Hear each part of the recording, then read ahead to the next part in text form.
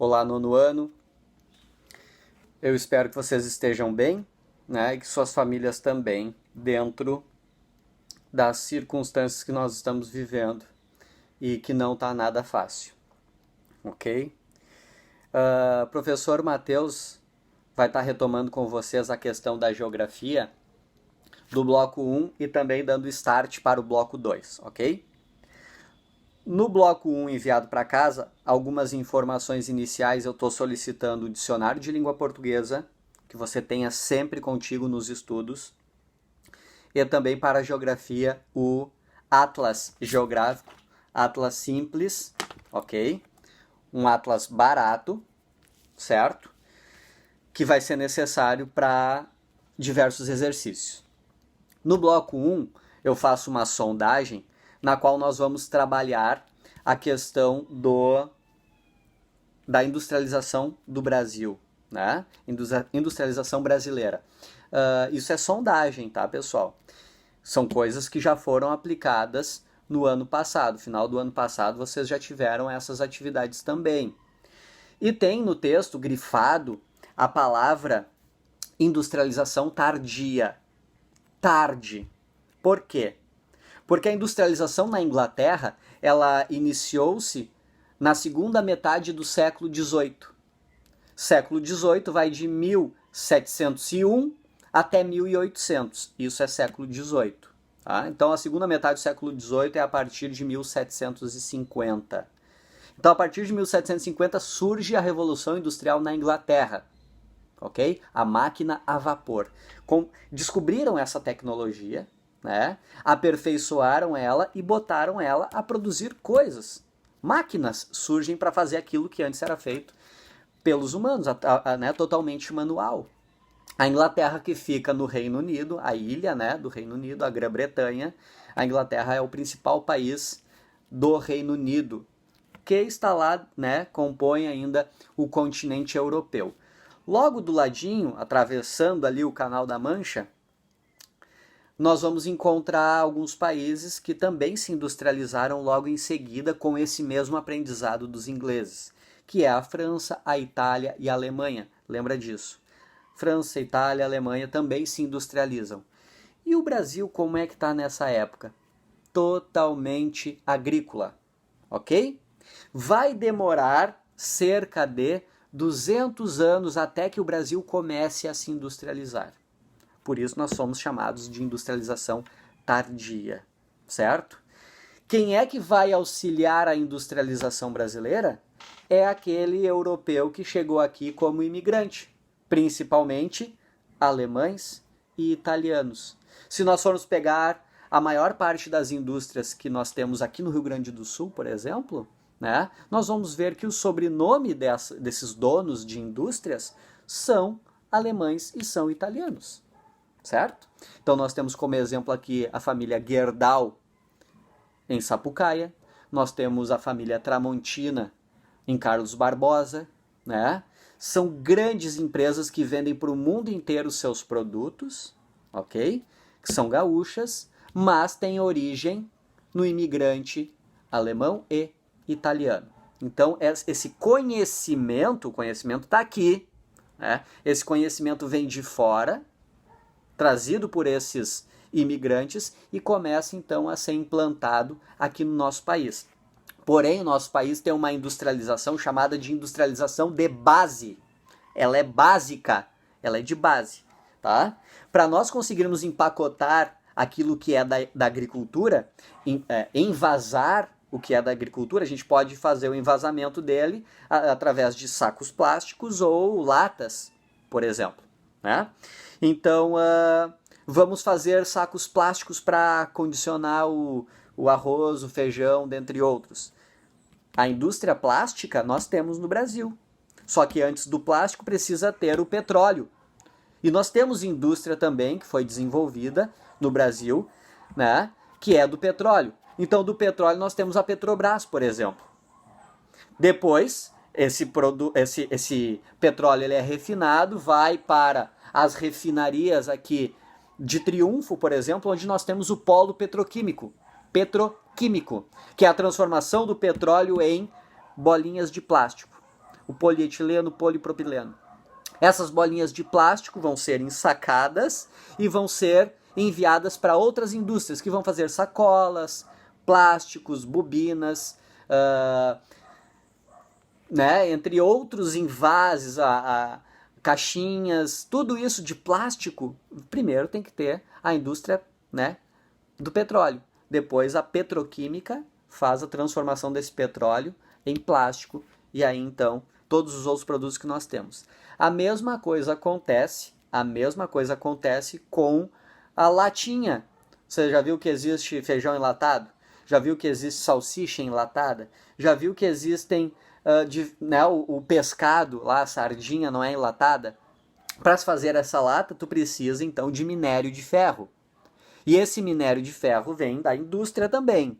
Né? A indústria, a extração do minério é indústria. E aí nós temos como exemplo no bloco 1 ali a CSN, por exemplo. A Siderúrgica Nacional. Nós temos a Vale do Rio Doce. A Vale do Rio Doce, que hoje se chama apenas Vale. A Vale do Rio Doce começou como uma empresa do governo, feita pelo governo brasileiro, e em determinado momento ela foi vendida. Então não é mais do governo. E ela deixa de ser Vale do Rio Doce e passa a se chamar apenas Vale. Lá no final do bloco tem o link para você clicar e assistir sobre a Vale. É fantástico, vai lá e clica nos itens. Tem um link sobre a Petrobras, que foi criada pelo governo e continua pertencendo ao governo brasileiro. Tem a CSN, que é a Siderúrgica Nacional, com sede em Volta Redonda, que transforma o minério de ferro em barras de ferro, que é extremamente importante. O ferro é utilizado na indústria automobilística, por exemplo. Né? Olha para a tua casa tudo que tem de ferro. É bem possível, é bem provável que todo esse ferro foi extraído, né, do nosso próprio país. E é bem possível que tenha sido extraído pela Vale do Rio Doce. Depois ela foi para indústrias de transformação. CSN, Gerdau, ok? CSN que fica no Rio de Janeiro. A Gerdau, que fica aqui no Rio Grande do Sul, transforma o minério de ferro em barra de ferro. E nós também vendemos o minério de ferro para outros países do mundo, por exemplo, para a China, que é um dos maiores compradores hoje. Tá? Esse processo de transformação, minério de ferro, barra de ferro, né? Depois vai para outras indústrias de enlatados, né? Vão produzir a lata em si, as bobinas de aço, vai para os automóveis, vai para a mobília, né? Vai para diversos produtos que dependem do ferro. Construção civil usa-se muito ferro. Se a tua casa ela é construída de, a gente chama de material, né? Ela tem colunas em várias partes da casa e todas essas colunas elas são amarradas por ferro, ok?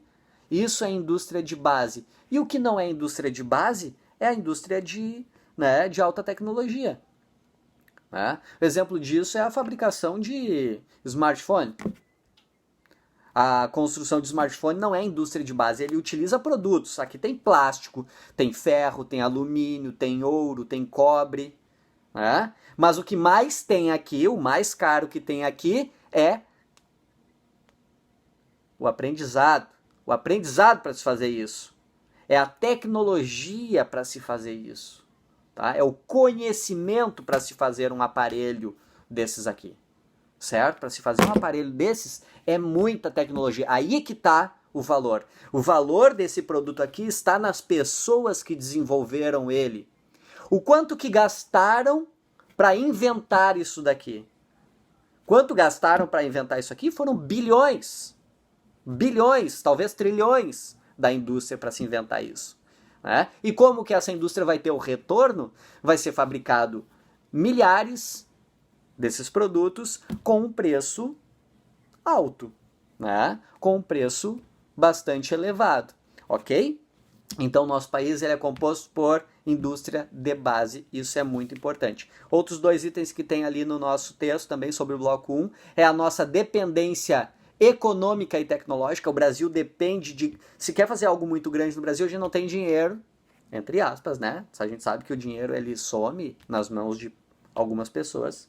poucas pessoas, governos, por exemplo, isso desde lá do governo lá de cima, lá de Brasília, depois passando pelo governo do Rio Grande do Sul, até chegar aqui em Portão também, some o dinheiro. A gente sabe, se a gente começar a cavocar, sempre se encontra quem está levando o dinheiro embora, tá? Então nós dependemos, quando a gente quer construir algo muito grande, a gente depende de empréstimos, e aí a gente tem que pedir, por exemplo, o Brasil pede dinheiro emprestado para o FMI, o Rio Grande do Sul pede dinheiro emprestado para o Banco Mundial. Se uma cidade quer construir algo e quer pegar um empréstimo, também dá para tentar pegar empréstimo com o BNDES, né? Dá para tentar primeiro pegar empréstimo com o Brasil, porque daí a gente paga em real, mas em último caso, se ninguém quer emprestar, se não tem linha de crédito, dá para se pedir dinheiro internacional também, que é o Banco Mundial que empresta para os municípios. Só que daí o valor é em dólar, né? Aí a gente está ferrado sempre. Porque esses dois bancos, FMI e Banco Mundial, são dos Estados Unidos. Então imagina que a gente pega um empréstimo na época que a cotação do real, a gente pegou 3 bilhões de dólares. Na época que o dólar e o real, né, para comprar um dólar tu precisava de 3 reais, o valor da tua dívida era X. Agora que, né, aumentou para 5,50, tu precisa de 5 reais 50 centavos para comprar um dólar, a tua dívida, ó, disparou. Olha que impactante, né? Aí te ferrou. E tem um monte de cidade ferrada. O Rio Grande do Sul tem um monte de empréstimos internacionais, tudo atrelado ao dólar, tá? Então nós temos dependência econômica, porque a gente tem que pedir dinheiro emprestado, e nós temos dependência tecnológica, porque nós não temos o conhecimento de alta tecnologia. Não tem ninguém que saiba fazer um aparelho desses, por exemplo, de alta tecnologia. Isso é um problema para o nosso país, tá? Bom, responde as questões, escreve no caderno, responde as questões, né? Caderno bem organizado, bem organizadinho, bem bacana e tudo, né, dominado. Dúvidas, manda para a escola, manda para o grupo, tenta fazer chegar até o professor. Bloco 2, tá? No bloco 2, nós vamos trabalhar Estado, território e nação. Estado com letra maiúscula. Ali nos textos tem a definição, o que é Estado, o que é território, o que é nação. Resumidamente, Estado é igual a país. O Estado brasileiro. Tá? Brasil. Estado com letra maiúscula. Estado com letra maiúscula. A gente pode chamar um país de Estado Nacional. Tranquilo? Então, para existir um Estado, é preciso de forças armadas, que é para defender este Estado de ataques externos, mas também de situações internas que podem acontecer.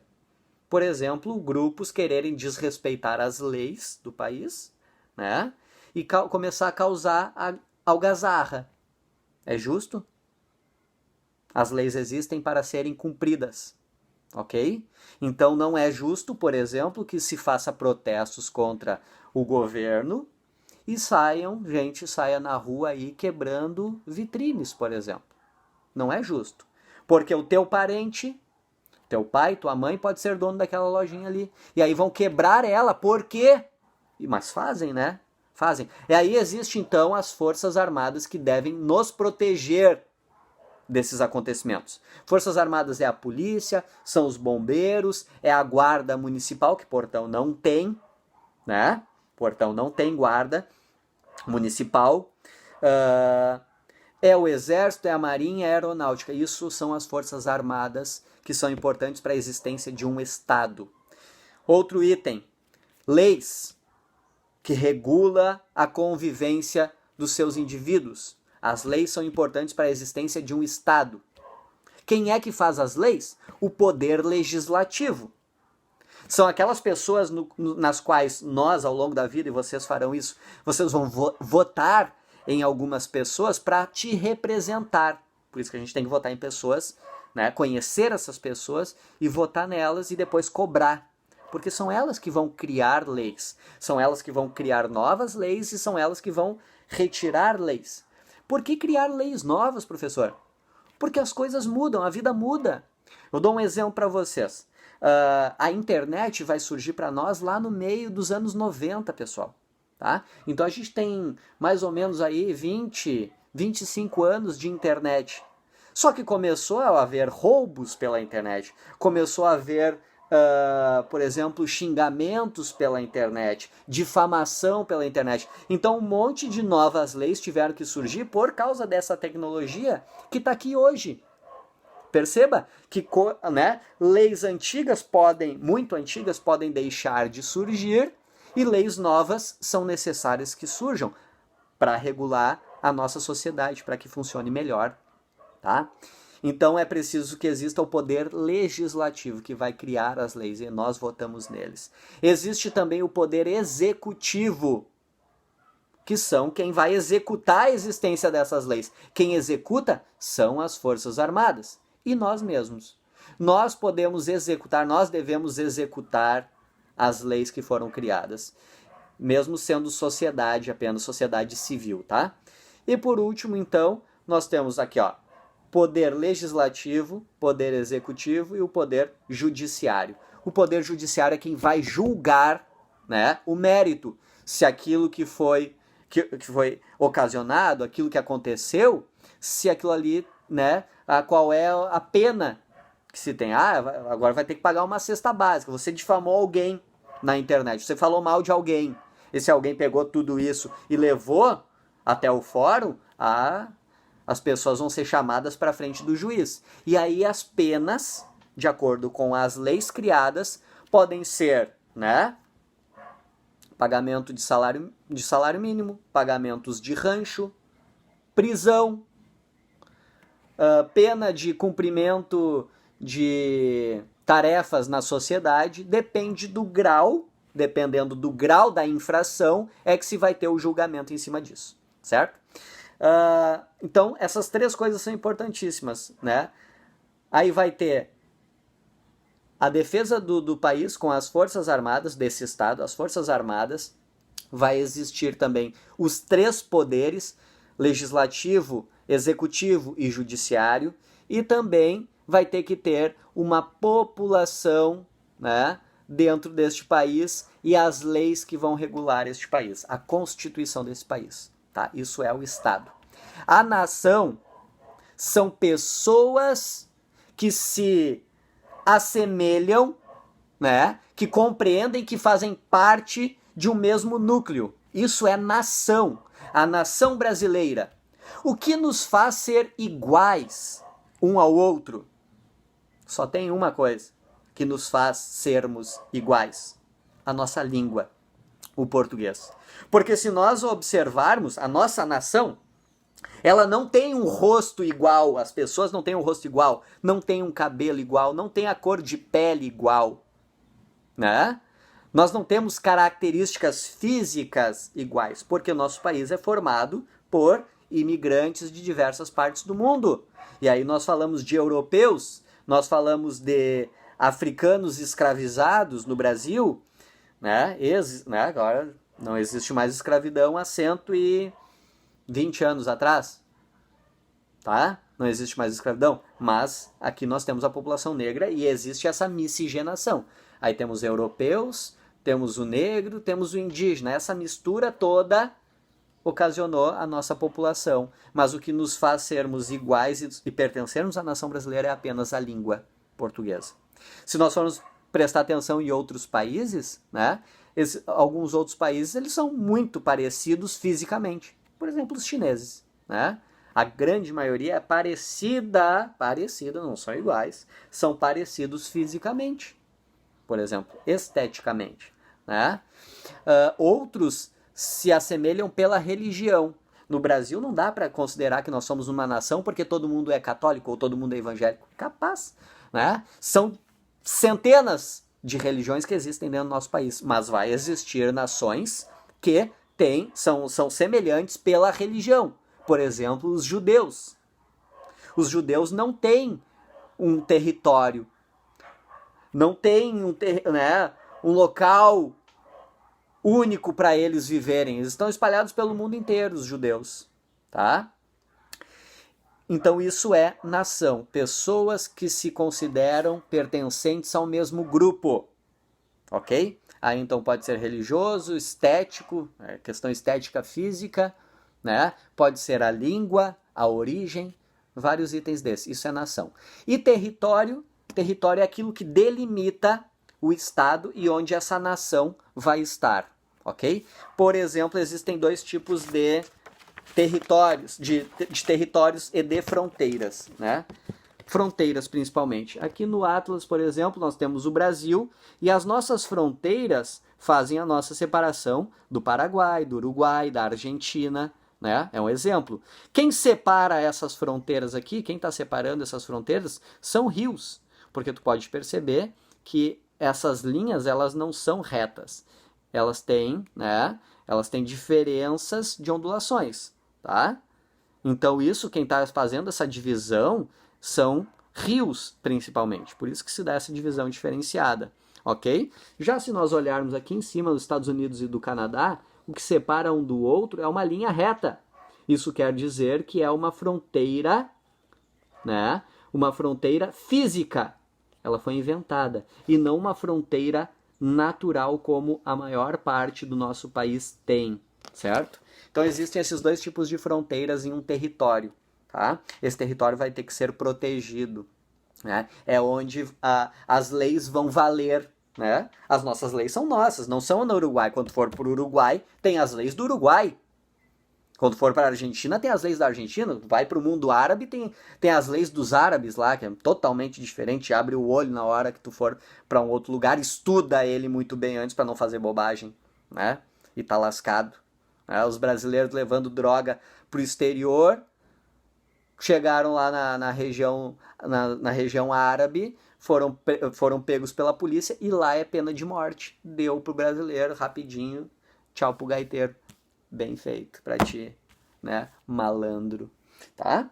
Então, nós temos dois tipos de território, né? E dois tipos de território, não, desculpa, fronteira. Fronteira física e fronteira natural que divide o território. As fronteiras naturais podem ser rios ou montanhas, por exemplo, que são aquelas tribais, os índios definiram assim, porque as tribos se separavam, né? De um lado do rio até esse lado do rio, a minha tribo vive e se coordena. Do outro lado do rio tem outra tribo que lá é território deles. E se um invade o território do outro, se não for por convite, guerra, né? Aí é a origem do território. Realiza as atividades, faz o resumo dos textos, tá? Porque tem muito para aprender. Assiste tudo que tu puder e relaciona ao conteúdo, tá bom? Te cuida, fica em casa, porque a situação tá muito ruim. Um grande abraço para vocês e até o bloco 3, onde eu vou fazer o resumo do bloco 2 e vou dar o start do bloco 3. Um abração. Tchau, tchau.